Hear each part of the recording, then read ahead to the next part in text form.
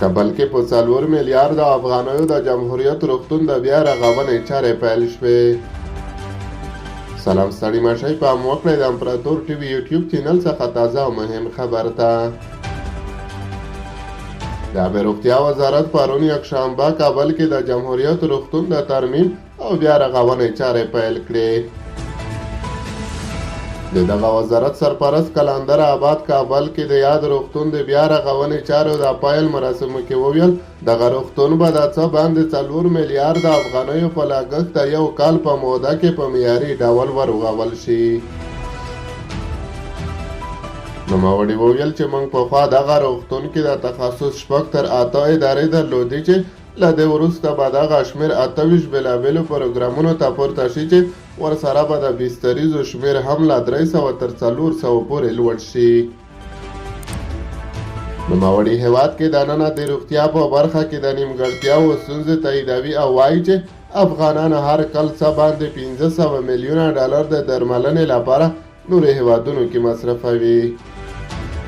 هغه زیاته کړه چې دغه وزارت هڅه کوي څو د روغتیایي سیستم په پیاوړتیا او معیاري کولو سره هېواد کې دننه د ناروغانو د درملنې ته زمینه برابره او روغتیایي سیستم پر ځان بسیا کړي. د عامه روغتیا وزارت سرپرست کلندر آباد وویل موږ د یو لوړ پروګرامونو په پلي کولو سره غواړو هغه پیسې چې ناروغان د درملنې لپاره له هېواد څخه بهر باسي مخه یې ونیسو او دا روغتون په یو تجربوي روغتون بدل کړو او همداراز د هېواد نورو سیمو کې هم ورته طرحې پلي کړو. په همدې حال کې د جمهوریت روغتون مشر امین الله معیني له عامه روغتیا وزارت څخه غوښتنه کوي چې روغتیایي برخې ته جدي پاملرنه وکړي او دغه روغتون چارې له ټاکلي وخت مخکې پای ته ورسوي.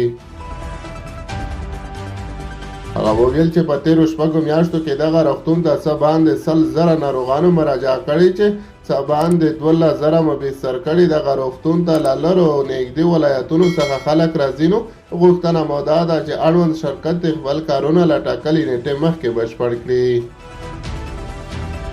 بلخوا د ملي پراختیا شرکت مسؤلین چې دغه روغتون د بیا رغونې مسؤلیت په غاړه لري ژمنه کوي چې دغه پروژه به په سمه توګه پلي کړي.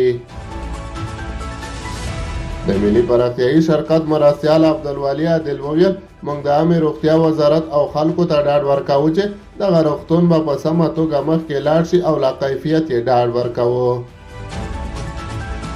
همدارنګه د ښار او کور جوړولو او د مخابراتو او معلوماتي ټکنالوژۍ وزارتونو سرپرستانو هم دغه غونډه کې هېواد کې دننه د درملنې د کیفیت پر لوړولو او د روغتیایي سیستم پر معیاري کولو ټینګار وکړ.